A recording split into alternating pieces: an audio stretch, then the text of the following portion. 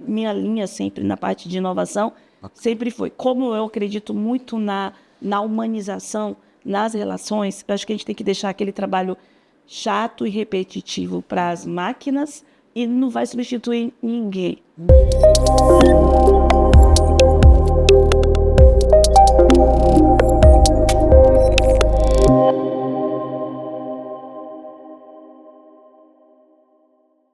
Olá, meus amigos, sejam muito bem-vindos a mais um episódio aqui do Marcas de Valor. E a gente está com uma convidada hoje que é especialíssima. Mas antes de anunciar a nossa convidada, eu quero passar aqui alguns recados para vocês.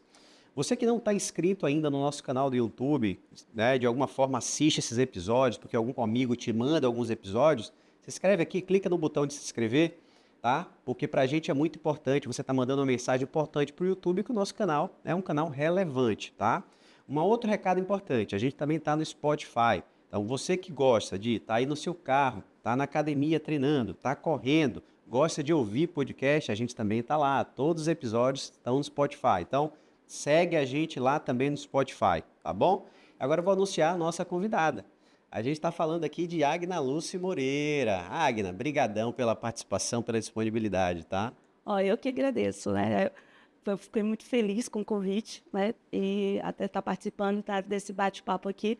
Já assisto, né? Estou sempre vendo lá vários amigos, vários colegas aqui. Então, é uma grande honra estar tendo esse bate-papo contigo. Maravilha. Você é uma marca de valor, né? Então a gente tem que trazer pessoas que são marcas de valores. A Agna, só fazendo um breve resumo de quem é a Agna. A Agna Moreira, a Agna Lúcia Moreira, ela é gestora regional do Grupo SEIB, gestora regional Bahia, né? Que é um grupo, hoje o maior grupo nacional, né? De laboratórios de análises clínicas do país, né? Então, a pessoa que comanda hoje aqui no estado. Agna, antes da gente entrar no negócio, na sua função atual, a gente sempre fala que o nosso propósito aqui, eu particularmente, eu gosto de conhecer as histórias dos nossos convidados. Então eu quero saber quem foi a Agna lá atrás na infância, como é que foi essa infância e adolescência, quanto é que foi você lá atrás? Então, eu acho que eu gosto sempre de começar com o meu nome, né? Que quando se coloca assim, Agna Lúcia, eu não conheço outro ainda. Então, é a primeira. Já é Já é diferente. diferente. E assim, todo mundo vem de onde veio esse nome, né? E aí eu brinco sempre. De onde que vem a origem? Às vezes eu sou baiana, sou de Piritiba, né? E o nome veio de onde? Da junção do pai e da mãe. Aí meu pai é Gamilô, a mãe Marlúcia, então foi Agna Lúcia. Nós somos 4 mulheres, né? Então, uma família que mora em Piritiba e que os pais sempre acompanharam para estudar. Saí para estudar em Feira de Santana, depois vim para aqui para Salvador fazer faculdade e depois fui para São Paulo, fui em Ribeirão Preto, na USP, fazer minhas pós-graduações. Então, fiz mestrado e doutorado lá. Mas, assim, sempre eu brinco que quando a gente fala hoje muito em relação à parte das mulheres, empoderamento das mulheres, e a gente tem, né, eu até discuto isso muito com minhas irmãs, que às vezes a gente tem até dificuldade de ver, né, o porquê, porque a gente já, numa casa de 4 mulheres, quem era minoria já era o pai, né? Então, a gente sempre teve esses pontos do empoderamento feminino. Tá. E isso lá na frente a gente vai ver porque talvez essa paquera, esse namoro e o amor pelo Grupo Save, né? Que é Aham. uma empresa, hoje é uma empresa extremamente feminina, da alma feminina. Então, foi muito bom isso. Então, eu cresci lá, estudei, fiz farmácia bioquímica, eu sou farmacêutica bioquímica, Ah, você é, farmacêutico sou bioquímico? farmacêutica bioquímica, Ah, minha legal. formação é farmácia bioquímica, Perfeito. e depois eu fui fazer o mestrado e o doutorado na parte técnica, desenvolvimento de ensaios. Então, eu era cientista mesmo, publiquei bastante na parte cientista. Quando eu terminei lá na USP, recebi convites para que ficasse lá, mais na parte acadêmica, mas eu tenho um vínculo familiar muito forte, né? Então, eu tinha que voltar para a minha terra, um vínculo familiar, um vínculo do Estado, gosto, amo a Bahia, então sentia muita falta disso. E voltei. E aí, quando eu voltei para aqui, eu fazia muita pesquisa também, mas eu fiquei num local, num laboratório local e fazendo muita parte de coordenação técnica, gestão técnica, a direção técnica Isso de lá empresas. em Não, Piritiba? não, aqui em Salvador Ah, já. já Eu aqui não em voltei. Piritiba eu Salvador. saí criança. Ah, tá, já aqui em Salvador, Eu saí certo. criança de Piritiba, eu fiz já o primeiro e segundo grau em Feira É de em Santana. feira. Ah, então você E cresceu em aí a feira. faculdade, cresci em Feira, Tá. nasci em Piritiba lá, né? Nós temos fazenda lá ainda, mas eu nasci, só nasci mesmo. E aqui em Salvador, fiz toda a parte da faculdade, aí depois voltei para Salvador também. Certo. E então, aí eu fazia daqui, e de repente, assim, as coisas têm, né, que acontecer. Eu trabalhava muito com a parte de diabetes, né, com síndrome metabólica, fiz muito tempo, publiquei bastante sobre proteína C reativa de alta sensibilidade, quando começou a parte na exceção da metodologia de alta sensibilidade, trabalhei muito com a parte de troponina, então trabalhei muito com hemoglobina glicada, né, desde a parte dos estudos, validação de metodologias, então era extremamente técnico. E publicava muito. Em um dos congressos que eu fui dar aula sobre síndrome metabólica, eu conheci, tinha um brasileiro, na verdade, ele é naturalizado americano, que era o representado pelo CAP, que era o Colégio Americano de Patologia, né? Tá. E aí ele estava falando sobre a parte de qualidade, tudo isso nesse evento, e eu estava falando sobre síndrome metabólica. Só que naquele período, foi um período, não sei se você lembra, você é jovem demais, talvez você não lembre. Fala aí, talvez eu possa lembrar. Diga No aí. Fantástico passava um quadro do Inmetro que falava Estamos de Olho. E Lembro. esse daí, o Estamos de Olho, o primeiro episódio Estamos de Olho, eles pegaram vários guaranás e distribuíram em vários laboratórios e fizeram teste e cada laboratório deu, inclusive, deram até teste como se fosse uma infecção urinária.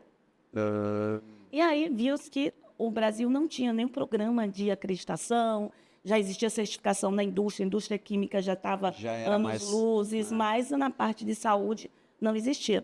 Então, o Inmetro, a Sociedade Brasileira de Análises Clínicas e a de Patologia Clínica, elas se juntaram, e aí o Dr. Erlo Roth, que era esse brasileiro naturalizado americano, que a gente fez a tradução do CAP, né, do Colégio Americano, da norma do CAP, das boas práticas de laboratórios, que já era da BPL de Química, e montou-se uma estrutura do Inmetro, só que depois teve uma cisão e cada um fez seu programa de acreditação. Certo. E aí eu fiquei com o programa de acreditação da Sociedade Brasileira de Patologia Clínica, que é o PALC, Programa de Acreditação de Laboratórios Clínicos.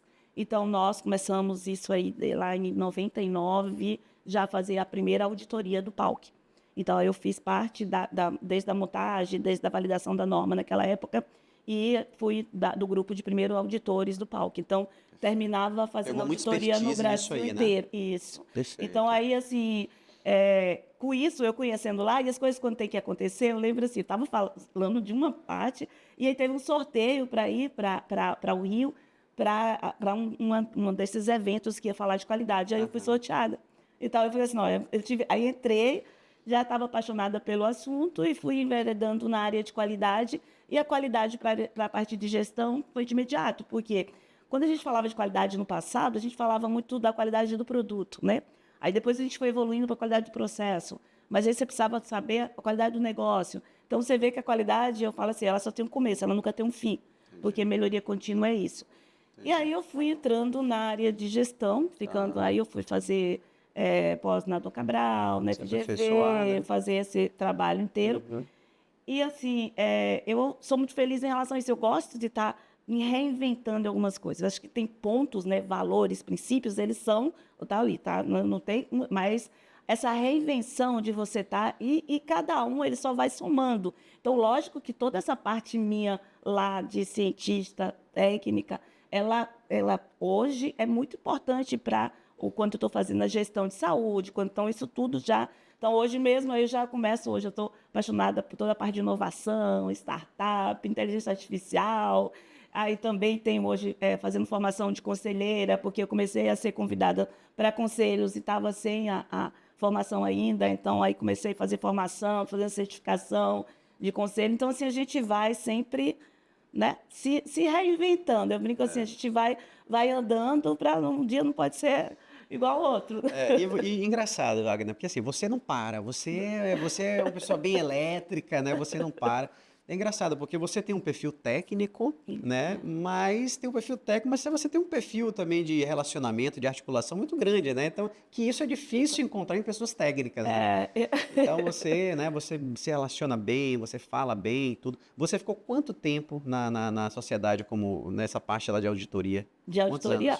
vou te falar, eu deixei de ser auditora, apesar que até tem um tempinho que eu já estava fazendo poucas auditorias. Mas tem um ano que eu saí da auditoria, mas eu fiz muita auditoria durante lá 15 anos direto, 15 assim. anos. Mas essa auditoria, a gente tinha as outras atividades e você fazia, tipo, 2, 3 auditorias no mês, né? Legal. Então, mas fora isso, você tinha as demais atividades. E foi como eu fiz a primeira auditoria do PALC, do SEIB na época. Foi aí que entendeu? vocês se E conectaram, aí né? eu conhecia as fundadoras, elas ainda estavam na operação do negócio. Então, foi quando eu fiz essa primeira auditoria. E essa parte, assim, eu sempre, mesmo ali na área técnica, eu gostava de buscar essa parte da conexão e eu sempre brincava assim, quando eu estava na pesquisa, eu falava assim, ó, eu estou aqui desenhando um futuro para ele vir para a parte do presente. Então, é sempre um link. E eu sempre gostei muito de pesquisas aplicadas já de imediato. Legal. E essa parte de conexão, eu vejo isso extremamente importante, tanto que hoje, né, quando estava comentando com você, em várias associações, em vários grupos, porque eu acho que eu sempre acredito no somar, né? Do somar forças. Tipo, a gente precisa ir se complementando para que a gente possa fazer cada vez mais algo grandioso. Ninguém vai saber tudo sozinho, então vai ser um pouco de cada. Então, eu Exato. acredito nisso, eu acredito União nessa de forças. na união de força, na complementaridade. Então, acho que esses são uns pontos que faz parte minha, né, de estar. Massa. Eu gosto muito de integrar as pessoas. Não, isso é bacana. Agora, a gente estava falando também nos bastidores que você também teve uma empresa de tecnologia, né? Tem ainda na empresa familiar, né? Fala um pouco como é Na verdade, da- essa empresa de tecnologia meu ex-marido e eu Tá, somos sócios nessa tá. empresa. A Gaspar Tecnologia, né? Então, é uma empresa que ela representa hoje Google, Microsoft, então a gente trabalha com muita parte de computação em nuvem, né? Então, tem toda essa... Então, hoje eu sou conselheira dessa empresa, eu sou uma das fundadoras, com ele cofundador, mas sou conselheira da empresa e ele que atua, que toca. Porque também, assim, o que aconteceu? Quando vim ser a executiva do SEI também, fazia parte da gestão, eu tinha uma empresa, a Moreira Estrela, ainda tenho, sou sócia também estou no conselho dessa empresa. A Moreira Estrela, ela trabalha muito com a parte de gestão em saúde, então ela faz, hoje a Moreira Estrela está também na Santa Casa, então a gente tem a parte da gestão, tem a sócia que fica lá. Mas quando você fala gestão, é a parte administrativa A de parte administrativa empresas? de laboratório, tipo, você faz, Laboratório. é muito focado na medicina diagnóstica, Perfeito. né? Então, Então, um assim, hospital que quer o terceirizar hospital que quer isso. terceirizar, aí tem as minhas sócias que Legal. trabalham nisso aqui. Então, assim, por exemplo, eu tenho uma sócia que fica em Brasília, então ela hoje tem clientes em Brasília, tem clientes em Goiânia, tem clientes em São Paulo. Então, assim, e aí termina tendo muito laboratório de parceria público-privada, né? Que você termina, ela faz essa gestão toda, porque Legal. muitas vezes a pessoa vai pegar o hospital como todo e aí o laboratório não é o core do negócio. Então, ele já faz a terceirização da gestão, normalmente, que é mais fácil do que ele fazer a terceirização completa. Perfeito. E aí eu atuava nisso no grupo aqui no São Rafael, no Monte Tabo. Então, tinha fazia antes Você já já tinha cuidava dos laboratórios do Monte Tabo. Legal. Tanto do Hospital São Rafael, quando tinha Luiz Eduardo Magalhães. Quando você chegou no Monte Tábua, no São Rafael, foi na época de quem? De Eduardo Queiroz ou já Antes era do Eduardo Alfredo? Queiroz. Não, foi antes do Eduardo Queiroz. Eu cheguei na época do André Gaziera, que era italiano, André, sim, e o lembro. Eduardo era o diretor administrativo. Depois o André Depois saiu. o diretor ficou Eduardo, eu continuei. Aí que o Eduardo foi para Santa Casa, aí a gente até tem lá, e depois ele ficou Alfredo, também continuei na época de Alfredo. Aí quando chegou a Rede Dó, a gente tinha ter a continuidade, mas a gente preferiu não por conta do modelo que ia ser um pouco diferente. E aí a gente, né, então teve esse momento lá que foi maravilhoso, a Rede Dó. Aí foi quando veio o Rafael, né? O Rafael Vitor foi maravilhoso, o Kleber. Então, assim, eu tenho uma relação muito boa Legal. com toda a Rede Dó. Gosto muito também deles. É aquilo que eu falei. Hoje eu tenho então todos os players de tem mercado uma eu gosto. rede, Santa Casa é cliente da minha empresa, que eu sou conselheira lá. Continuo sendo associada do Monte Tabo, que é um dos donos ainda do São Rafael, né? Então, assim, adoro, a obra, sou apaixonada pela Fantástica, obra, né? fantástica, fantástica. Né? Fez 50 anos agora, então, assim, é algo que me dá muito orgulho, porque porque eu gosto muito também dessa parte filantrópica, da parte de sustentabilidade, tanto que a gente tem lá no SEIB também. Massa, massa. E aí, agora vamos fazer um recorte, né? Você falou que você fez uma consultoria, né? Você se conectou com o SEIB através de uma consultoria do PALC para o SEIB, né? Na verdade, eu fiz a auditoria, né, do SEIB para o PALC, então eu fiz várias auditorias. E da minha equipe, eu tinha um integrante da equipe que fazia os cursos de auditor interno. Então, minha equipe é grande, eu tenho vários consultores e a gente fazia a parte do curso de auditor interno, externo. Mas eu conhecia a direção do SEIB, as fundadoras, já lá no começo já da auditoria. E a gente sempre conversava, encontrava em congresso, tudo isso. E aí, 2019, 2018, eles estavam querendo fazer um reposicionamento aqui em Salvador, queria, né, trabalhar o grupo aqui, e aí eles já tinham comprado, agora fez 10 anos agora, então tinham 6 anos já, e eles queriam, né, fazer, já investiram bastante, fizeram várias unidades, e aí queria fazer um pouco do reposicionamento da marca aqui. E aí aí foi quando eles me convidaram, né, para vir fazer parte do projeto, e aí eu vim fazer a parte da gestão lá. E aí a gente teve aquele período que passou a vir a pandemia. Um desafio, né? Um desafio logo em seguida a pandemia, né? Mas quando veio o convite, você já assumiu de cara ou parou assim, não, deixa eu dar uma pensada aqui? Não, eu pensei bastante antes, depois a gente veio, conversou de novo, e aí vinha, e assim, para mim, o fato, né, eu tenho hoje muito em relação, quando eu falo assim, a parte de propósitos, né?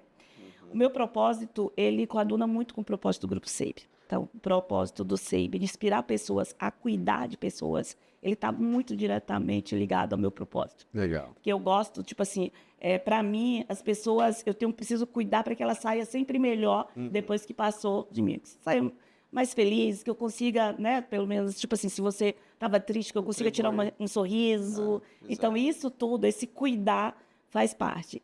E o modelo, a cultura do SEIB é uma cultura muito forte e que conversa muito com a minha cultura, né? Então, assim, essa cultura feminina também, de você estar... Valoriza muito a direção, né? Diretoria feminina, né? A gente comemora as pessoas que ficam grávidas, né? Então, Legal. se a pessoa ficou grávida, a gente comemora, a gente tem um chá de bebê, então a gente está ali sempre. Então, até porque hoje nós temos 75% do quadro, né, dos colaboradores são femininos. 75%? 75% dos colaboradores e de liderança 84%. Aqui na Bahia, eu estou com 84%, em Salvador. 84%. Então, assim, a gente vê que... Porque muitas vezes na saúde, às vezes tem 70%, e pode ter 70% de feminino, mas quando você chega na liderança, isso cai. Então, não tem por que cair. Se você vai ter homens e mulheres que têm a mesma capacidade, eles vão estar equilibrados naquele... Então, assim, hoje, a gente trabalha mesmo com essa parte da... E as pessoas se sentem, eu acho que assim, o SEIB é aquele local que a pessoa né, ela vai ser o que ela quer ser. Então, isso eu acho que é muito importante. Agora, isso me deu por isso que eu fui se animou. lá. Então, assim, você assume em 2019. Você lembra o mês? Começo do ano. Porque começo do ano. 2018, começou no início do ano. Você pega um primeiro ano de 2019 e no ano seguinte vem a pandemia. Como é que foi isso aí, esse desafio? Então, quando eu assumi em 2019, a gente começou a fazer já um trabalho muito grande na parte de relacionamento, né? Fazer relacionamento muito com a parte de empresários, né? E aí foi onde entrou também, eu já participava de alguns grupos, mas aí eu comecei a entrar em mais grupos ainda. Você fala os grupos empresariais, né? Então, o LEAD, né? Quando naquele momento o LEAD ali foi extremamente importante, porque foi aquele momento que a gente teve, que eu cheguei próximo dos grandes empresários, pessoas que eu conhecia, às vezes socialmente, ou muitos poucos, né? Que eu tinha uma penetração muito grande na classe médica, porque eu trabalhava muito na parte de hospitais, tudo isso, mas naquele momento ali eu entrei muito na parte da parte de empresário e também aí comecei a participar do Business Bahia também nesse momento, então porque assim, o LEAD levou para o Business Bahia, o LEAD terminou me levando também, conhecer a pessoa do LEAD terminou vim para a Associação Comercial da Bahia, né? Nós lá do SEIB já somos mantenedores da Junior Achievement, da JA aqui. Então, assim, aí eu também entrei na JA. Aí hoje eu faço também conselheira do Colégio Brasileiro do Executivo e Saúde. Então, a gente foi entrando nisso daí. Isso tudo, né, a gente foi crescendo do ponto de vista do mercado, né? Principalmente do mercado classe A, B, que é aqui de Salvador e da região metropolitana. E aí a gente começou a fazer um trabalho. E aí veio a pandemia. Quando veio a pandemia, o SEIB, ele sempre investiu muito na parte de pesquisas, né? Então, a gente tem área de pesquisas técnicas também, que também era um link que eu tinha no SEIB. Nós temos, eu considero hoje o maior pesquisador do Brasil, que é o Dr. Gustavo Barra, um dos grandes mundiais, tanto que ele ganha muitos prêmios. E aí a gente tem, né, essas novas tecnologias todas já lá. Então, nós fomos os primeiros a desenvolver o teste do Covid, né? Então, aí a gente teve um trabalho, eu brinco assim, todo mundo fala, todo mundo fala aquela coisa, mas eu fiquei em casa, não. Ou a pandemia, a época que a gente trabalhou muito, né? Era 24 horas. Então, a gente começou a fazer essa parte desse trabalho do Covid. Teve momentos que o mercado ficou sem reagente. A gente tinha reagente porque a gente estava, então a gente começou também a fornecer, inclusive, né, todo o processo. Então, a gente não parava. E, em seguida, também, nós fomos os primeiros, acho que aqui em Salvador, o primeiro, com certeza, no Brasil, deve ter sido um dos primeiros a ter aquele teste que dava o resultado em 2 horas. Isso era muito importante, principalmente para tudo, para quem viajava e chegava aqui. Então, assim, isso aí fez com que a gente tivesse um mercado grande, principalmente... Não sentiram, não teve aquele impacto pesado, né? Então, a gente teve aquela coisa. Eu sempre brinco com todo mundo quando fala assim, a pandemia, foi para o laboratório. Eu fiz assim, a pandemia, o laboratório apoiou a população. A gente não é na questão do que foi de dinheiro, nada disso, porque eu prefiro milhões de vezes fazer exames de prevenção. Claro. Então, se você pensar, eu sou a pessoa da prevenção. Né? Então, assim, a gente estava naquele momento realmente desenvolvendo o nosso propósito de cuidar das pessoas. E isso nunca fez tanto sentido, porque muitas vezes ali a gente viu que não é um propósito de colocar na parede, é um propósito realmente que é desenvolvido e que está dentro de todos os colaboradores do grupo. Então, todos os profissionais ali, eles estão imbuídos naquele propósito do cuidar de pessoas. A gente inspira para que possa estar desenvolvendo isso e cuidando. Então, acho que esse tem muita...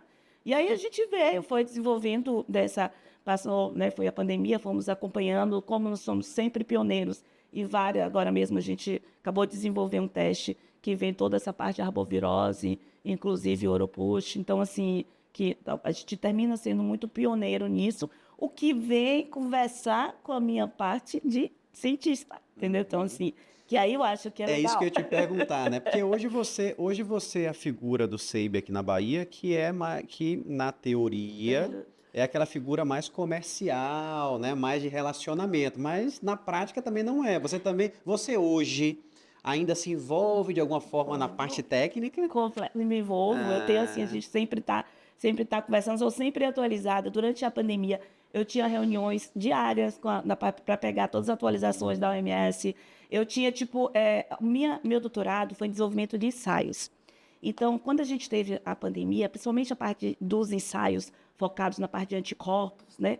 O Covid ele veio com uma característica bem diferente em relação... Tanto que depois a gente viu, né, o IgG Spike, que aí começou toda aquela coisa, porque as pessoas esperavam que o vírus ele fosse daquela forma. O M positivou, e depois fica um pouco o M e o G, que é já, né, que é o agudo e o crônico. E aí não correspondia dessa forma. Então, aí você tinha que estar lá discutindo, vendo, tanto que aquele período, qual período? O PCR está positivo, e aí? Mas a pessoa já não tem mais a doença. Tinha gente que ficava com o PCR positivo durante grande parte do tempo. Eu tinha trabalhado com cultura de vírus no passado. Então, a gente foi lá no laboratório, com colegas de laboratório, vamos ver. Então, a gente via que o vírus estava morto, mas o PCR ainda continuava, porque existia uma acessibilidade grande em relação ali. Entendi. Então, assim, como que a gente... Aí, quando a gente colocou, quando tinha aquela parte dos afastamentos, é 8 dias, é 5 dias, é 4, tem que estar 40... Então, tinha... Foi uma confusão, e né, aí eu Agna? fui envolvendo muito nisso, porque era minha área. Isso foi dando também, deu uma autoridade em relação às pessoas dizendo, não, a Agna não é só a gestão de relacionamento comercial, ela tem a parte técnica forte. Então, hoje, tem muitos pacientes que ligam de todos os lugares. Às vezes estão em outro lugar, não, olha, porque eu só confio em você. Eu estou sentindo isso aqui e tal. Então, assim, qual exame? Eu fiz esse exame lá, porque lógico, eu não sou médica, não vou medicar, não vou estar lá. Mas eu faço dentro em relação aos exames, vai lá, não, olha, esse exame pode ter uma reação cruzada com isso. vamos ver isso aqui, porque isso sempre foi dentro da minha autoridade em relação de ensaios e avaliação de ensaios, a interpretação, né, interferências de medicamento, de outras doenças no teste que a gente, no laboratório, a gente faz sempre, que a gente fala in vitro, né, não é em vivo. Então, existe, hoje cada vez mais tem menos interferência, mas aí agora mesmo a gente está lá, tipo, quando você tem o Ozempic da vida, o semaglutida, você está vendo as interferências que pode dar em algum... Então, sempre vai existir alguma coisa. Era na época da biotina, qual a interferência que tem da biotina. Então, isso termina... Eu estudo isso o tempo inteiro. Então, eu recebo, minhas revistas científicas continuam recebendo, chegando, você continua estudando lendo, ainda, estudando. De vez em quando eu olho lá, o artigo meu saindo ali ainda. Então, assim, Legal. isso aí não sai da veia, não. Isso é muito legal, né? Porque assim, eu acho que esse desafio seu no SEB foi um primeiro desafio seu na sua carreira de relacionamento, de comercial, né? Na verdade, a minha empresa, eu já fazia muito isso, Aham. porque a expansão, eu tinha as pessoas que faziam, como essa menina que fazia cursos, né? E ficava lá, e eu fazia muito a parte da expansão, fazia muito a parte da estratégia. Então, eu estava muito na estratégia das empresas sempre. Eu sempre gostei muito da parte de estratégia, planejamento estratégico, sempre de estar ali, sempre do pensar, né, para desenvolvimento. E aí, essa veia comercial, ela veio, mas aí eu vou voltar um pouco lá no passado. Quando eu morava em Feira de Santana, Sim. com 12 anos, eu montei uma, na época chamava-se boutique, era loja de roupa, né? Então, assim, era criança, né? Podia, então já tinha. Eu sempre, desde criança, sempre tive uma veia Gostava de... comercial, Ah, de estar lá, de legal. sempre estar com negócio, de empreender. Então, eu sempre tive essa veia do empreender. E aí, eu acho que isso também foi juntando. Apesar de quando você pergunta, quando era criança, você quer ser o quê? Eu queria ser cientista. Mas eu fazia empreender, eu Então empreendia. quer dizer que desde Então, o dá início para você ter já lá. queria ser Já, cientista? quando era criança, Desde sempre eu queria criança. ser cientista, mas gostava de empreender também. Então, vieram os dois pontos. Eu acho que hoje, quando você olha para trás, eu realmente estou desenvolvendo os dois pontos que... Que E os legal. outros, eu acho que são melhoria, porque assim, a inteligência artificial está vindo agora para a gente melhorar tudo isso aí, esse Exato. processo, e tá A pensando gente vai mais. entrar nesses pontos de tecnologia, né, de tudo. É bem bacana a sua história, é bem curiosa, na verdade, né? Porque você, pô, vem mais da parte técnica, né? E vai pro relacionamento, pro comercial, mas como você falou, a sua função ela é muito importante, porque você não é só uma pessoa de relacionamento comercial, mas você tem o conhecimento técnico da coisa. Então você consegue dialogar, você consegue discutir muita coisa, você tem argumentos hoje, né? Para poder discutir em qualquer roda, vamos dizer assim, né? Então isso é bacana. Aconteceu Até em recente, relação ao desenvolvimento de produtos, de né? produtos, aconteceu recente, ia ter um evento para endocrinologistas, e aí a pessoa que ia fazer, que era, Aham. né, responsável, uma médica que ia fazer lá, falar sobre a parte técnica, ela ficou doente. E aí eu já estava lá no evento, eu, vamos lá, o que é? Tá me daqui, aí eu vou lá. Aí assim, aí fui falar sobre a parte do diagnóstico e osteoporose. E aí, vamos aí, osteopenia e osteoporose. Vamos lá, a gente Você lá, e eu tá lá. assumiu. Assumir, filho. Então, assim, termina, isso é legal, isso eu gosto. Porque também eu acompanho toda nova metodologia, eu estou ali, vejo. Então, assim, isso é legal porque dá realmente. Então, você tá. E aí eu venho hoje, por exemplo, hoje eu estou como presidente do Lead Saúde aqui na Bahia. Então, eu estou ali, eu comunico com médicos e com empresários, né? Então, tem médicos que a gente está ali trabalhando, médicos que estão fazendo a carreira também de empresário, porque também a gente percebe que isso é, né, um caminho. Então, Isso. ele está ali, aí depois ele monta, e bota 2, 3 médicos, 4, e ele começa a entrar na parte da gestão, da mesma forma dos Isso. CEOs dos hospitais, dos grandes hospitais, né? Que grande parte dos CEOs, se a gente vê, ele tira pelo menos um dia para continuar médico, né? Você vê lá, com todos eles sempre, os que são médicos. Isso é Então, isso verdade. é legal, porque você não perde né, o ponto. Então, levo isso aí sempre. Então, Isso é legal. mas eu sou assim, apaixonada por saúde. Tipo, a Associação Comercial, o Paulo Cavalcante, que é o presidente, quando ele me convidou, eu falei assim, vamos fazer um núcleo de saúde. Eu falei, nossa, eu vou para o primeiro núcleo de saúde Você da tinha me nossa falado. associação, que é a associação mais antiga das Américas, né? Então, assim, hoje a gente tem um núcleo de saúde lá, a gente tem projetos da parte do núcleo de saúde.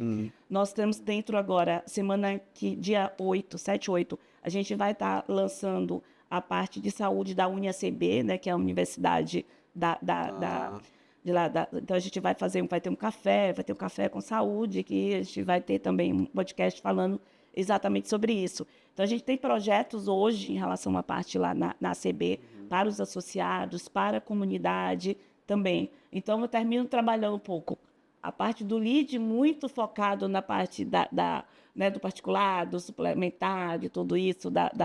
E aí vem também a parte da ACB, muito focado na parceria público-privada para melhorar a saúde como um todo. Perfeito. O SEBEX, que a gente trabalha muito em relação à parte da educação executiva em saúde. E também a parte filantrópica lá. Que é forte também, né? Jovens da JA, que sou apaixonada também. Agora, eu queria adentrar um pouco com você num tema, né, da saúde suplementar, né, da situação hoje da saúde suplementar, né, no Brasil, né? Hoje a gente vê muito essa discussão aí, né, essa queda de braço entre prestadores e operadoras, né, modelo atual da saúde no Brasil. Eu queria ouvir um pouco da sua opinião sobre isso. Então, olha só. Hoje, o Brasil, a gente tá dividido muito. A gente tem a saúde suplementar, que em estados mais ricos, né, que tem mais... ocupa uma faixa de 35%, né? Mas, assim, de forma geral, quando a gente tem uma média, ele ocupa aí, por exemplo, aqui na Bahia, a gente ocupa 25% tem saúde suplementar e 75% seria para o SUS, né? Então, assim, a gente vê que o número é bem pequeno, né? Então, por quê? Hoje, cada vez mais, a gente vê a saúde suplementar mais ligada a planos empresariais, tudo isso daí. Então, quando a gente pensa nesse modelo de saúde, que a gente vê que vai ficar... O SUS, ele é um dos modelos mais lindos de saúde que a gente conhece, mas precisa de dinheiro para isso. Então, assim, eu acho que assim, as necessidades, muitas vezes, elas são infinitas, mas o dinheiro, ele é finito. Então, a gente precisa ter esse equilíbrio. Aí a gente pensa, como que vai ser isso aí? Aí fica de um lado, às vezes, os prestadores achando que está recebendo pouco, e aí tem lá, né, o plano vai estar achando que está pagando muito, e aí fica essa guerra de braço. Hoje eu entendo muito a saúde no modelo seguinte. Eu acho que a parte suplementar ela tem que ser sustentável, né? Tem que ter um equilíbrio entre as duas partes. Né? Então, o que eu falo sempre para o pessoal, a gente precisa estar juntos para a gente garantir a perpetuidade desses 25, 30. Não vai sair muito, mesmo que a economia esteja pujante, ela não vai sair muito. Digamos, se a gente colocar muito, vai ser 40% quando o Brasil tiver perfeito. Não, se tivesse 100% de emprego lá, sei lá, mas assim, mas não chega. Eu acho que assim, diante de vários locais que a gente tem, ele vai ficar aí 30%, mas aí a gente pensa aí, eu vou precisar ter a sustentabilidade disso. Então, eu preciso que isso seja realizado. Os exames realmente são necessários.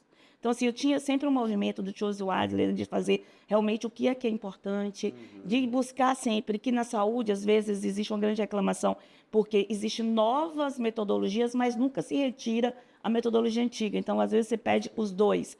E, muitas vezes, também solicitações que, às vezes, você faz sem você fazer uma triagem. Então, assim, eu brinco que eu quero muito todos os pacientes, não é que eu não quero fazer exame, eu quero todos os pacientes para mim. Vou fazer, como diz, a experiência do meu cliente para que ele venha. Mas, assim, eu quero fazer os exames que realmente são necessários, né? Então, assim, então não adianta, vou fazer aqui, escolhe o laboratório que você acredita e vai lá e vai fazer, entendeu? Você vai ter a escolha do laboratório aí, tem de acreditação, de experiência de cliente, tudo isso, e faz exames que vou fazer aqui, ali, que você está fazendo um desperdício e todo mundo vai pagar por isso. Mas aí tem um ponto importante que eu acho que cada vez vem ficando mais evidente e que vai crescer e que eu acho que isso vai ajudar bastante o SUS também, que é a saúde complementar. Perfeito. Então, a gente tem a saúde suplementar e a saúde complementar agora.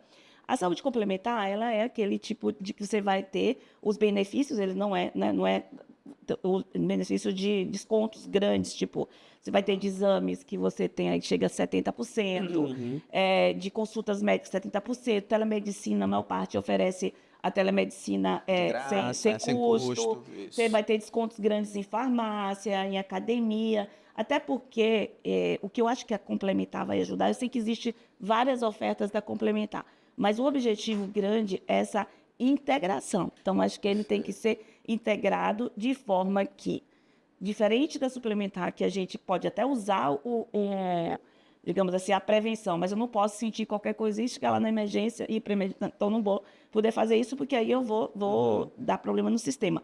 Mas esse daí eu vou precisar usar Por quê? Porque eu preciso me prevenir. Então, se eu tenho um desconto ali na academia, se eu tenho um desconto lá no nutricionista, no psicólogo, se eu tenho um desconto na farmácia, no laboratório, em todos esses aí, então, assim, é para que eu possa usar, para que eu me torne saudável. Sim. Se eu não tenho o plano, eu vou muito menos procurar o SUS para média e alta complexidade, entendeu? Então, assim, se a gente trabalhasse, desafogasse mais o SUS nessa parte, eu acho que a gente teria um modelo melhor de saúde. Então, na minha cabeça, ele funciona assim. O suplementar deve ser utilizado, né, com equilíbrio também, sabendo nada de desperdício, não deixar de utilizar, não é isso, mas ser utilizado sem desperdícios, a ter o complementar para que a gente possa, quem não tem o suplementar, ter o complementar aqui para que possa desafogar um pouco o SUS, para que a gente possa realmente, cada vez mais, desenvolver um modelo do SUS mais interessante do que o modelo que ele é, entendeu? Então, eu acho que isso é um modelo que talvez dê uma sustentabilidade grande lá no futuro. Né? Porque essa coisa de, não sei o quê, pegar o reembolso de tudo, aquelas coisas de tipo, então realmente não dá. Fazer exames. Né, então, são pontos que eu acho que a gente pode entrar nesse. Eu concordo com você também, né? Eu particularmente acompanho esse mercado de saúde, né? Estou, de certa forma, envolvido de alguma forma com esse mercado de saúde há alguns anos e acompanho que essa guerra, essa queda de braço já vem desde quando eu me entendo num segmento de saúde. E eu entendo também que as pessoas que não são cobertas por um plano de saúde, que às vezes não têm a paciência para esperar a fila do SUS, ela está disposta a pagar um plano desse complementar para poder encurtar um determinado exame e tudo mais.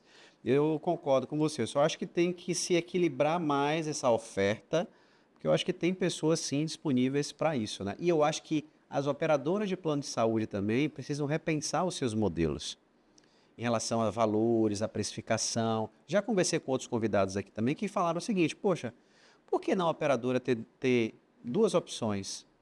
Tem uma opção onde onde o cliente ele tem somente a opção de internação, de emergência e tudo mais, e tem uma outra opção onde o cliente também tem uma opção de pagar um valor mais baixo, por exemplo, para consultas e tudo mais. Eu acho que tem que ter um equilíbrio, sabe? Ser estratificado. Hoje existem alguns modelos, daí vai depender do plano de saúde, como também existem alguns seguros de saúde, que ele já tem, tipo, modelo que é hospitalar, ou tem aqueles, né, que você vai ali, só vai utilizar se for hospital. Porque se a gente olhar de forma geral, às vezes, uns médicos que a gente vai, muitas vezes ele já não atende aquele plano, então termina tendo um pouco isso aí. Então, assim, existem alguns modelos desse. Eu não vejo, tipo, ele chegar aqui agora, ó, aqui é tanto que é hospital, esse daqui, se você pagar mais, é ambulatório, o que que tá. Mas hoje, cada vez mais, já está tendo modelos, por exemplo, tem um determinado hospital em um plano, que ele fez o seguinte, é um hospital muito diferenciado, e ele ofereceu, para oferecer um custo menor, eles desenharam um plano onde ele teria direito no hospital da UTI, cirurgia, tudo isso, mas ele não tinha nem ambulatório nem emergência. E ambulatório, o que aconteceu? Se ele quer ambulatório e emergência, ele podia ir no outro hospital. Mas se ele precisasse fazer uma cirurgia, precisasse de uma UTI, ele ia nesse hospital que tá. Então, assim, aí terminou tendo um custo menor do plano e você estaria coberto de um grande necessidade de você estar num hospital diferenciado, que geralmente é aquele hospital que faz o custo do plano subir muito. Então, assim, modelos desses têm sido desenhados para isso. Eu acho que está todo mundo imbuído nesse ponto. E aí, mesmo ainda não falando da tecnologia, mas já termina tendo, eu acho que a inteligência artificial vai nos ajudar muito nisso. O Grupo SEIB, ele começou com um laboratório de análises clínicas, depois a gente foi para vacina, imagem, check-up executivo, e há quase 2 anos, 1 ano e pouco, nós vimos que cada vez os negócios iam chegando, que deixava de ser só medicina laboratorial, medicina diagnóstica, e a gente virou realmente a parte de diagnóstico de saúde, por isso que entrou como um grupo. Então, porque nós temos hoje o Rita Saúde, que é um plano, tipo um plano complementar, a gente chama o Centro de Saúde Digital, e temos Amparo Saúde, que é a atenção primária à saúde, que é aí que eu acho que é onde melhora muito essa relação da parte da saúde suplementar também. Porque o maior custo hoje das empresas, depois da folha, né, de pagamento, são os planos de saúde. E aí, nesse plano de saúde, lógico, com a utilização maior, cada vez que você tem utilização grande, você vai ter a sinistralidade, você vai ter aumentos grandes. Exato. E aí, tanto alguns planos quanto empresas, eles já trabalham, inclusive a gente fez um piloto dentro do SEBLA em Brasília, que é a atenção primária à saúde. Então, você está ali, você está sendo sempre acompanhado por aquele médico da família, médico clínico, você está lá, você tem um ginecologista, você precisa ali. Então, muitas vezes, você não vai para a emergência, para tudo, e isso faz com que reduz bastante a sinistralidade dos planos. Verdade. E aí, isso torna-se mais sustentável. É um formato de você ter planos também bons, que tenha, né, e não vá baixando, muitas vezes, de produto. Agora, você não acha que a população, principalmente a população que tem plano de saúde, ela está, de certa forma, mal acostumada com esse uso, de certa forma, indevido? Você falou uma coisa certa. Eu conheço alguns cases de alguns planos também, somente alguns planos em São Paulo, que é assim, médico da família, o paciente está com problema, primeiro é atendido por um médico da família para fazer ali uma triagem, para entender, poxa, de repente, por exemplo, se eu está com uma dor de cabeça, vou fazer uma tomografia, pô, você vai impactar no E o nosso negócio. sistema. Né? Então, acho que esse ponto Que é tem a interessante. conversa, porque o atenção primária, ele vai conversar com você. Então, ele vai estar ali, ele vai estar, eu estou com dor de cabeça, não sei o quê, mas aí quando ele conversa, não pode dizer nada, realmente é do estômago, eu estou sentindo isso. Então, você tem todo um fundamento para dar uma atenção primária do que quando você vai chegar só na emergência. Você chega na emergência, você não vai ter tempo de fazer uma anamnese imensa no paciente, porque você tá ali, você vai classificar, vai ter. Então, a atenção primária, ela ajuda muito nisso. E a gente tem, porque assim também vem muito da cultura, que é aquela história. Você faz um seguro de carro, mas você não quer usar o seguro de carro. Exato, Entendeu? e plano é a Você mesma faz coisa. para não usar. O plano de saúde, acho que é importante. Você fez um plano de saúde para na hora de necessidade ir lá, e a parte ambulatorial, se você faz seu check-up, né, tem lá a periodicidade, que já existe protocolo, existe diretrizes, você faz o seu check-up para você evitar de estar aqui, de chegar, mas não aquela coisa de, né, e aí vem dos dois lados, tipo assim, tanto, né, todos os lados termina vendo essa, e aí a má utilização. Eu brinco sempre, Vira uma bola de tipo neve, como né? aquela, você vai no negócio, às vezes você chega num lugar que há all inclusive, você quer comer coisa, quer beber, quer não sei, a pessoa chega Não lá tá nem com desesperada, fome, nem né? tá Mas com tá fome, nem comendo. comer. Tá. É isso Então, mesmo. assim, termina que eu acho que mas esse eu acho que é um trabalho que a gente vai ter que fazer junto, né? E aí eu acho que isso dá certo. Eu acho que é um ponto que se a gente, porque e por outro lado, isso aqui acontece também. Teve uma pesquisa há uns 3, 4 anos atrás da Sociedade Brasileira de Patologia Clínica que mostrou que a maior parte dos pacientes, acho que era 70% dos doentes crônicos, eles só descobriram que ele tinha aquela doença quando ele teve sintomas. Tipo, você só descobre o diabetes quando você já está tendo sintomas de diabetes, que já está com diabetes bem avançado. E é, consequentemente, aquele paciente é um paciente que custa caro para qualquer que seja o sistema, seja o sistema de saúde privado, público, é um paciente que custa caro. Se ele é um paciente que ele estivesse acompanhando, ele é um paciente muito mais barato. E aí, por isso que entra também no complementar, que hoje já tem produtos complementares que ele já acompanha a tua saúde, inclusive ele te fala, ó, tua medicação, você está tomando medicação aqui, como é que você está? Então vai estar ali. Então ele vai te acompanhar para que você, né, possa estar sendo saudável. É o que aquela nossa, você não sei se você conhece a Mariléa, né? Ela, Sim, conheço, nossa conheço. atleta, Conheço, que é sim. da suplementar, mas é uma atleta assim maravilhosa. E ela assim, a defensora muito da saúde crônica. A gente parar de falar de doença crônica, falar de saúde crônica e ficar em busca sempre da saúde crônica. Então a gente Concordo. vai ter o congresso do SEBEX em março de 2025, né, do Colégio Brasileiro de Executivos de Saúde, vai ser o primeiro Conex aqui, fora de São Paulo, que vai ser aqui na Bahia, aqui em Salvador. Então, a gente vai falar muito sobre isso, sobre saúde crônica. O que, que a gente pode buscar para que a gente possa ser saudável. A longevidade está aí, mas a gente quer ter longevidade com saúde, né? Claro, claro. Então, a gente não tem que ficar preocupado porque vai envelhecer e vai ficar doente. Não, a gente tem que envelhecer e ficar saudável. Saudável. É. E um grande problema que eu vejo nos planos é o que você falou, é a falta de informação. É. Porque às vezes, assim, como é que funciona o fluxo hoje, né, de contratação de um plano de saúde? Você vai lá, escolhe um plano, passa lá para aqueles, né, aquele formulário, aquela entrevista lá que a pessoa de repente nem fala a verdade, né, e vai lá, entrou lá, já foi, entrou, contratualizou e tudo mais, já foi. O grande erro que eu acho, é por isso que as grandes operadoras, as chamadas incumbentes, né, como o mercado chama, estão sofrendo muito com isso, porque estão muito inchadas, uma carteira ruim, pelo fato de passar muitos anos sem acompanhamento desses clientes e a bomba está estourando agora para todo mundo. Aí você começa a ver, por outro lado, operadoras novas que já estão surgindo com essa pegada de controle. Isso, é. Então, a gente conversou com um operador aqui, com o Isaías, da Blue Saúde, que estão crescendo muito, e ele falou que a gente hoje usa tecnologia para tudo.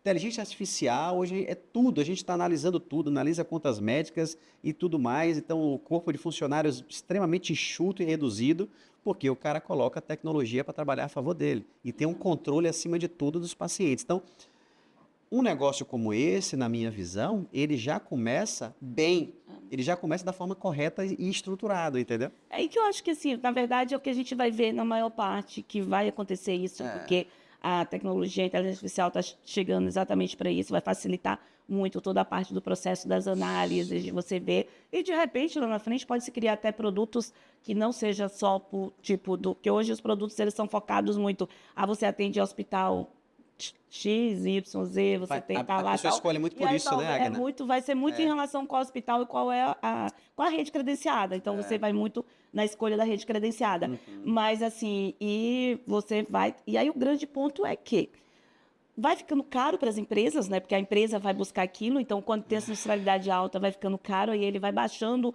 o produto, vai tendo um produto cada vez mais simples, e é ruim para o colaborador também. Então a gente precisa ter essa educação desde lá, adequação dentro.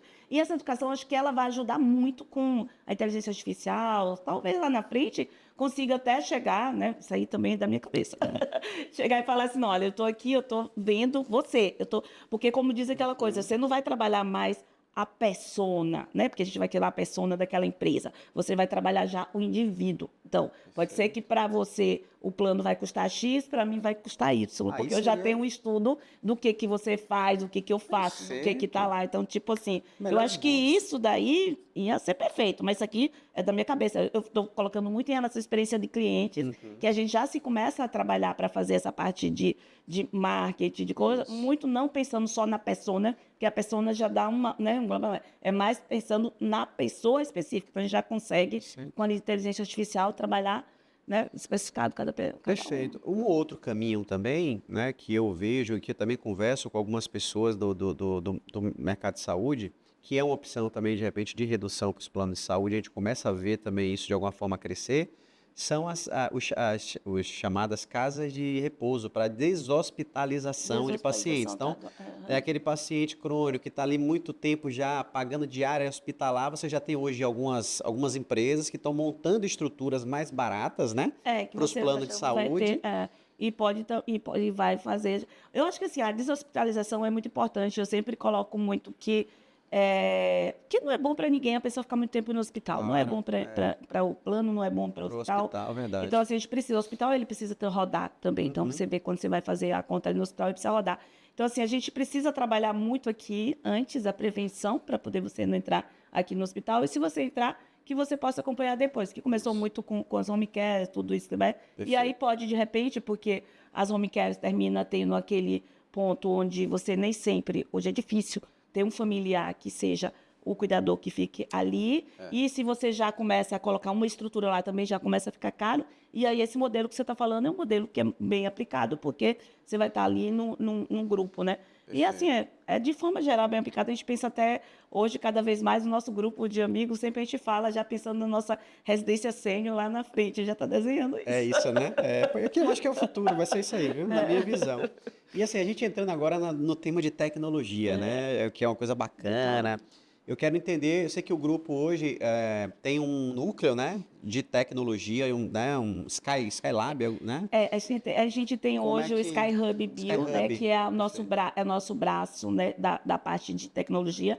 Temos um gestor que trabalha com isso, o Ishva, que é uma pessoa super respeitada, toda na área toda a parte de inovação. Então, é nosso braço de inovação do SEIB, a Sky Hub Bio, que a gente faz. E muitas vezes você sai ali, tipo o Ita Saúde, a gente sai dali, startups que foram incubadas e ele entra no no negócio do grupo, né? Então, Certo. assim, Então a gente pode dizer que que a SkyHub ela é uma nova vertical de negócios do ela é grupo. uma vertical do grupo, do ponto de vista assim, tipo, ela entra hoje, porque a gente tem, como que a gente tem vertical? Tem um grupo SEIB, e aí a gente tem todos os negócios, né? E aí Aham. tem o braço SkyHub Bio, que é onde faz a incubação de startup, e temos o braço da parte do Instituto, que é o nosso braço social. Então a gente tem esses dois que permeiam todo. Né? O Instituto ele permeia todo o grupo, e a SkyHub Bio traz produtos de inovação também para todos os negócios e trazer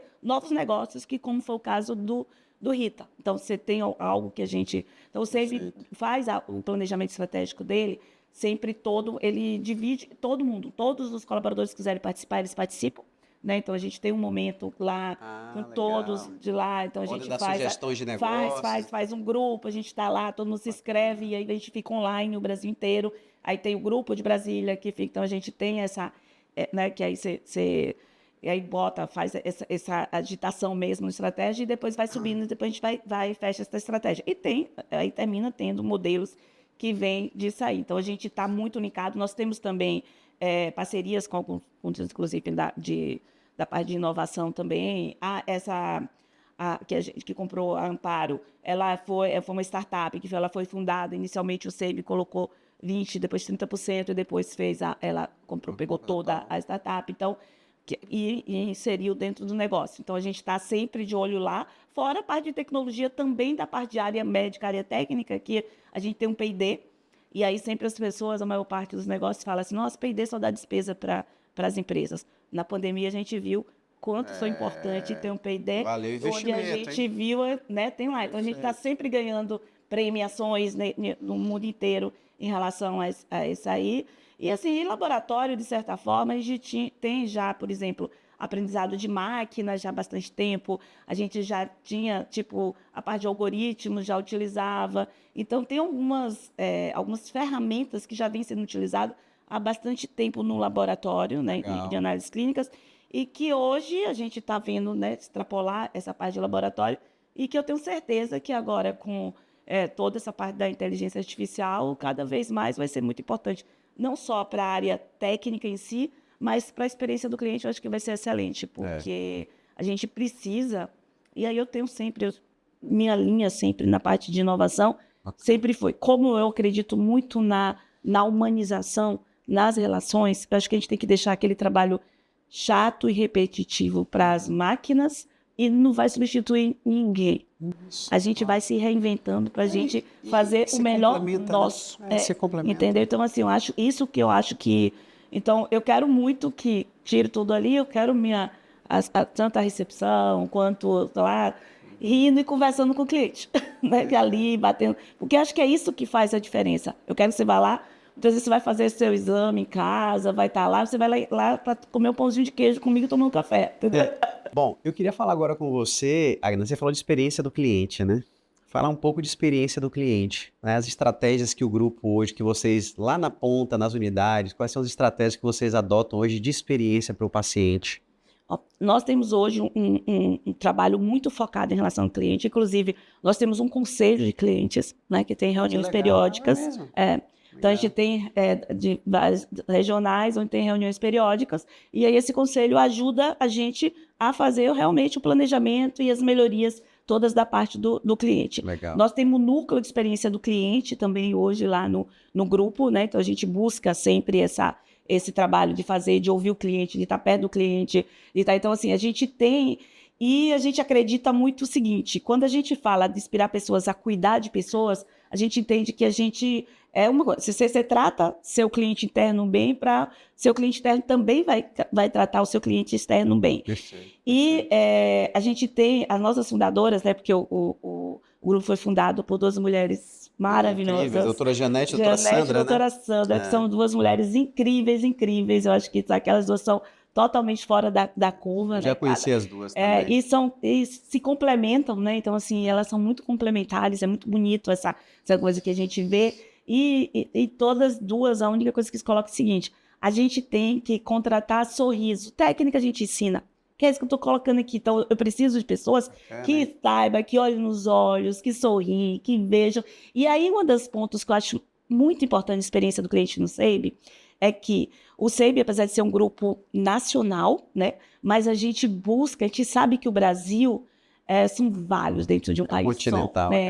É um Brasil de vários Brasis. De vários Brasis. Então, assim, o que a gente tem? A gente respeita cada uma dessas, né? Então, hoje, eu tenho aqui, eu consigo mudar, que aí foi que eu estava falando com você anteriormente, eu coloco que eu tenho eu tenho uma trilha para que eu possa seguir algumas diretrizes, tudo isso. Eu não tenho um trilho como você, lógico, porque como grande parte das empresas que são nacionais tem, e que não pode sair daquilo ali. E a gente sabe que as pessoas precisam de outras, né?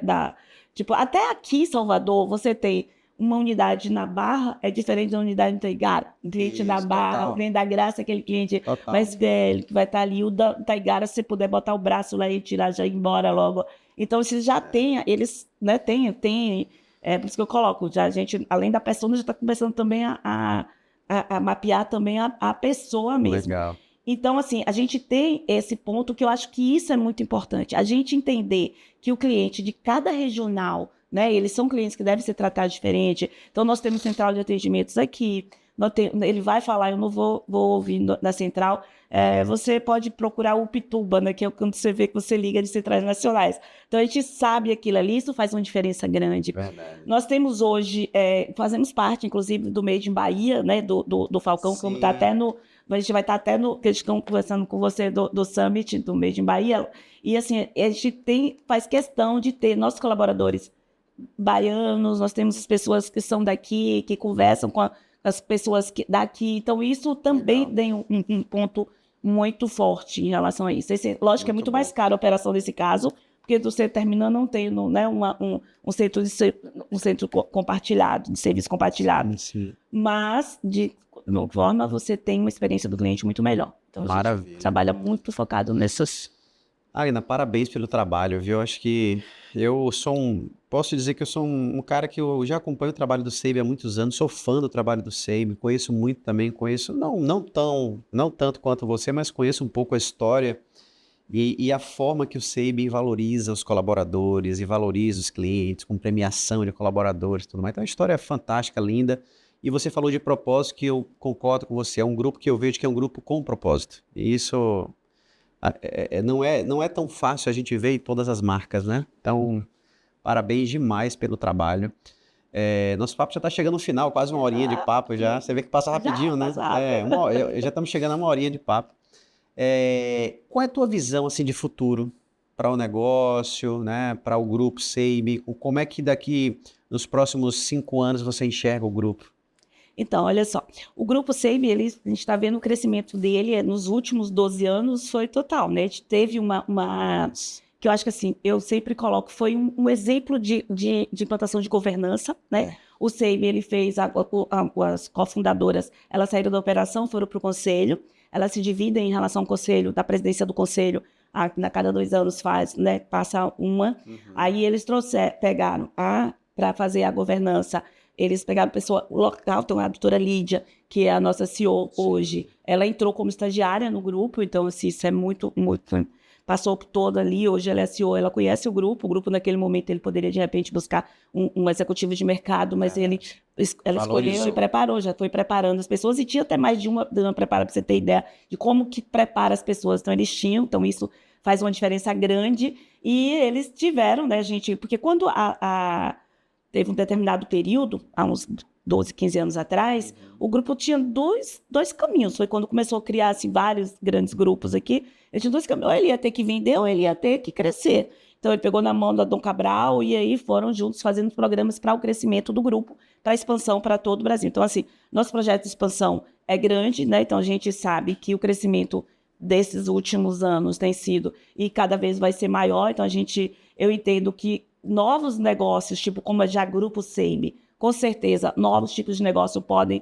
ser agregados ao grupo, isso a gente não tem o que vai estar. Todas as regiões que a gente tem crescido muito, vai crescer mais ainda. As regiões que ainda não têm determinados serviços como esses, eu acho que deve estar vindo, né? Aqui em Salvador, a gente está com projetos grandes também de expansão, então a gente tem agora... Final 24, 25, a gente tem projetos grandes de expansão. Nós temos aqui em Salvador modelos de serviço móvel que a gente chama, né, que é tipo aquela coleta onde você seja, que a gente chama VenSabe, que é vacinas e exames móveis, né? Legal. Então, a gente vai, hoje, tirando de Brasília, nós somos o maior dessa parte de exames móveis. Então, o baiano, ele gosta de ser atendido em casa. Então, esse trabalho é diferenciado. Cada vez mais, eu acho que é um trabalho que vai ser um serviço que tende a crescer, que tende a ter formas assim.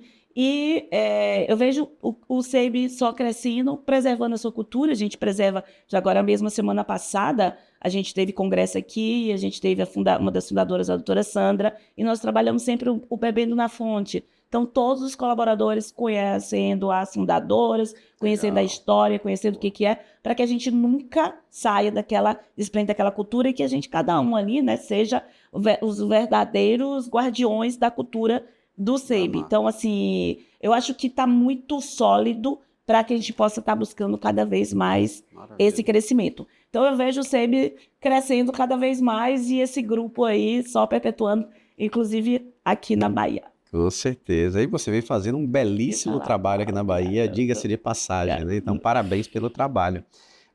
Para encerrar, a gente faz uma pergunta, né, para todos os convidados, né? Que é uma pergunta bem icônica. Qual é a marca que você quer deixar no mundo? Então, eu tenho um ponto muito forte, né, em relação à parte de deixar na marca do mundo, que eu acho que é algo meu. Eu gosto muito através da parte, quando a gente colocou um pouco da parte de conexão, ele faz muita parte de conexão, mas eu gosto muito de deixar felicidade e amor. Para mim, a pessoa tem que buscar muito ser feliz e espalhar amor. Então, se chegar no mundo e dizer, quando passar tudo e falar, nossa, a Agna me fazia dar sorriso quando chegava aqui, pode ter certeza que valeu a pena tudo que eu fiz aqui. Felicidade e amor, eu acho que são as duas palavras mais lindas que eu acho. Que máximo, show de bola.